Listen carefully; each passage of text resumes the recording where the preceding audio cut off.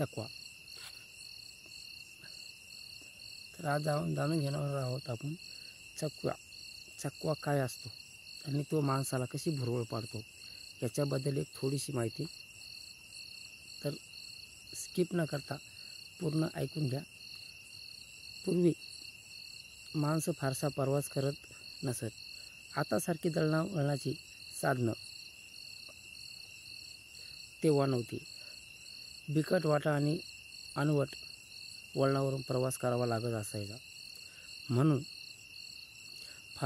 माणसं फारसा प्रवास करीत नसत.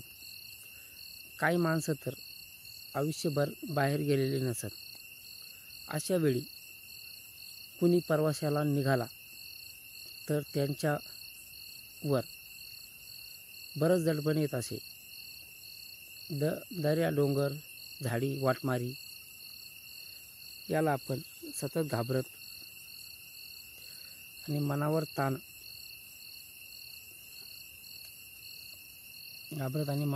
घेऊन केलेल्या प्रवासात माणसात बरेचदा वाट चुकत. आलरानं फिरून पुन्हा त्याच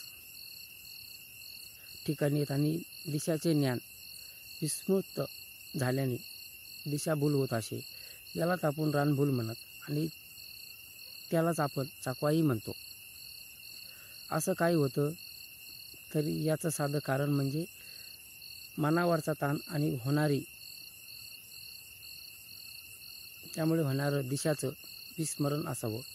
पण लोक याला भूतबाधा समजत असत आणि एखादी जागाची अशी बोधीची असते असा सगळीकडे समज असे. त्यामुळे त्या जागेवरून जाताना लोक आधीच घाबरत आणि रस्ता चुकलं असत. अशी चक्रवावी रानभुलीची म्हणून पद्धत असत आणि मराठी दिशाभूल आणि रानभूल आणि चकवा असे शब्द या प्रसिद्ध आहेत. पूर्वी जेव्हा रानभुलीचा हा समज प्रचलित होता तेव्हा उपाय सांगितला जात असे. समजा आपल्या लक्षात आलं की आपण फिरून त्याच ठिकाणी येतो आहोत. असं पहिल्यांदा लघवीला बसायचं आणि आपली पायातली पायतानं बदलून घ्यायची. आता कंपन्या जशाच्या डाव्या पायाची बदलून घ्यायची आणि जशाच्या तशा पायतानं वेगवेगळी बनवतात. पूर्वी तसं नसायचं. गावातल्या चांभाराने बनवतात जोडा कोणत्याही पायात घालता येत असेल.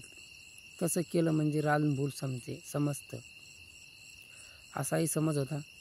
अलीकडे काही होत नाही असं म्हणावं तर मुंबई हमखास दिशाभूल होते. पश्चिमेकडून उगून दिवस पूर्वेला मावळला असंच वाटतं आणि रस्ते तर पुण्या मुंबईत ही नेहमीच चुकतो.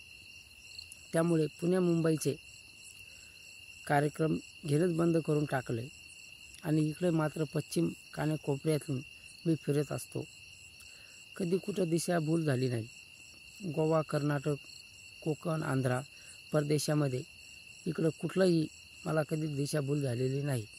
सगळीकडे माझ्यासाठी दिवस पूर्वेला चुकतो आणि पश्चिमेलाच मारतो. पण पुणे आणि मुंबईत नेहमी मला दिशाभूल होते का कोणास ठाऊक. एकदा मी साताऱ्याहून मुंबईला येत होतो आणि मला थोडी डुलकी लागली. जागा झालो तेव्हा ड्रायव्हर रस्ता चुकल्याची शंका मला आली आणि मी त्याला गाडी सांभाळायला सांगितलं. आपण कुठं आलो याची चौकशी केली. ड्रायव्हर म्हणाला, समोर एक कमान दिसते आणि त्यावर काय नाव लिहिलं आहे पहा. तरी गाडीची काच खोलून पाहिलं तर श्री क्षेत्र देऊ अशी अक्षर लिहिलेली दिसली. मी ड्रायव्हरला म्हणलो, गाडी घ्या. कमानीतून आपण बाहेर आलो. देऊही अक्षर पाहून ड्रायव्हरचा राग पाळून गेला आणि आपण चुकून बरोबरच आलो असं वाटतं. देऊ दर्शन करून मी पुण्याला गेलो आणि माझ्यासोबत माझी बहीण होती. ती म्हणाली, सहज पडे आणि दंडवत घडे. आम्हाला तुकाराम महाराजांचा सहज दंडवत घडला होता. एकदा साताऱ्याहून येताना अशाच आणखी कुठे येताना मला ड्रायव्हरचा रस्ता चुकला आणि गाडी उभी करून आम्ही पाहिलं तर समोर देऊ होता आणि ड्रायव्हरला कधी रस्ता चुकत नाही आणि ज्या 3 वेळा जो रस्ता चुकला आणि 3ही वेळे मला देहूहून आणून सोडलं. नाहीतर दिलीप पुरुषोत्तमचे चित्र म्हणले होते की तुकाराम हे झपाटणारं भूतच आहे.